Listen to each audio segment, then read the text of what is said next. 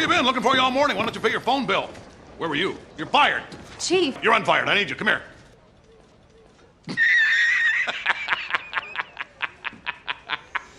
Breaking news on Jimmy Kimmel's suspension from ABC. He's back. He's back. Jimmy Kimmel will be brought back by ABC tomorrow night after a timeout because Jimmy Kimmel was inciting violence against Republicans and lying and victim blaming Charlie Kirk for his own murder. Now, this is what I think is most important, is that Jimmy Kimmel will not be back on all of the ABC stations. We'll talk about that in just a second, because there's a big time kicker here that may well end Jimmy Kimmel's show forever. It's very interesting, this structure and what's actually happening right now. But first off, ABC News released this mealy-mouthed statement saying that Jimmy Kimmel's comedy was ill-timed and was insulting, and that Jimmy Kimmel needs, effectively needed to be put in timeout. That's what you do with adults, right? It's like, you can't just say, hey, we, pray for you and we're sorry for the Kirk family, we apologize to you. You can't just say that. You have to make a joke about it. You have to victim blame. You have to cause more pain and make it more dangerous for conservatives out there, by the way, with your lies. But there's something else I think that is really remarkable about this statement, is that it doesn't include an apology. And no one knows what Jimmy Kimmel's going to say tomorrow night. There's obviously been high drama. But there is a station, or a network of stations, that is deciding, we don't really care. We're not going to let Jimmy Kimmel back on air until he apologizes. It's amazing. This is how it works. So ABC creates the programming. They put that programming out. The local ABC stations, which are all privately owned, they decide whether the programming is in their public interest. The reason why Jimmy Kimmel was ripped off the air the first time was because Sinclair and Nexstar broadcasting networks, they decided that it wasn't in the public interest to put a target on the back of Trump supporters again. And they pulled Jimmy Kimmel's show. Sinclair has decided to do that again. And they've decided to say, no, even though you're bringing Jimmy Kimmel back, we're not airing his program, which is an amazingly strong move by them. And it obviously says so much about the cultural power now that has been created on the right, and the levels of decency and standards that have been created for this country and this movement. I love that. They released this statement saying, we're going to suspend Jimmy Kimmel's show indefinitely from our households. Now, this is a massive company that reaches 100 million American households. And so them saying this is incredibly damaging to Jimmy Kimmel's show, because ABC News already had a failing show with Jimmy Kimmel. Nobody was watching. I'm telling you, stories on my Instagram get more viewers than Jimmy Kimmel's program. And so this puts them in a horrible position, because obviously if the show is going to lose an enormous amount of money, then they're just not going to be able to continue the programming. This is the issue with Stephen Colbert, just losing hundreds of millions of dollars a year.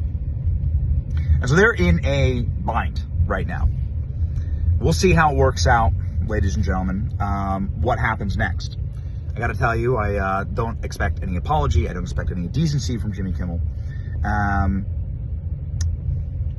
But I think it will be interesting. What's going to happen next? I don't really know. Sun in my eyes, goodness gracious. But I can tell you this. We just talked about it on Fox News. And we had we had a real spiritual conversation. This is a moral problem. Why can't guys like Jimmy Kimmel, who's had the world handed to him on a silver platter, just apologize to Erica Kirk? Why can't they just move along and be decent human beings? That's the real question. That's what we just brought up on Fox. Here we go. Benny Johnson's the host of The Benny Show. Benny, what would Charlie say to Omar and Crockett? Yeah, Jesse, thank you so much for having me on tonight. First off, I think we need to take a big step back and look at what is happening in our political landscape. Because when people tell you who they are, we have to believe them. That's very important. Who are leftists telling us they are? Right now, the entire Democratic Party is more angry that Jimmy Kimmel got a paid vacation to be with his children than that Charlie Kirk will never see his children again. Jesse, the Democrat Party is more outraged that an unfunny corporate TV comedian had to be put in timeout for a few days than that Charlie Kirk will never speak again. It is critically important to understand that this is not really a political issue anymore. This is now a moral issue. Because when you look at where the terroristic threatening is coming from in this country, it is coming from the left. And you need to ask yourself a question, which is, what has happened to these people? Where is your soul? Where is your humanity? Why can't you just do the honorable and decent thing and say, we apologize for any outrageous thing that we have said? We feel bad about this. We disavow political violence. We apologize to Erica Kirk. Your mourning and suffering must be excruciating, and it is. Why can't you just say that? That's what a decent and honorable person would do, and you want to share country with those kind of people. But that's not what's happening on the left. It's become a spiritual question, Jesse. These people need Jesus. Maybe they should rewatch Charlie Kirk's memorial service. Do you think they're capable of repenting or saying they're sorry or coming around? Or do you think they're so blinded by hatred that they're just incapable of it? That's why I loved the memorial service yesterday, Jesse, is that you were able to see two very distinct and harmonious Christian principles on display yesterday. First, Erica Kirk's beautiful act of forgiveness, what I would call the single most apostolic, Christ-like action ever seen by the largest audience ever in human history. That's what happened yesterday when Erica Kirk forgave the trans radical Democrat assassin of her husband. A remarkable act. But then what you also showed on your program in the open was that there is a duty of our federal government to institute justice and to not forgive and to wield the sword, as it says in Romans 13, that God establishes our rulers and our leaders and that they have been given the sword for the terror of evil men. And President Trump personified that. So did Don Jr. and Stephen Miller beautifully in their comments, along with J.D. Vance. That we are not going to allow people to get away with this. And just moments ago, Donald Trump designated Antifa a terrorist organization, a great first start. It sure is.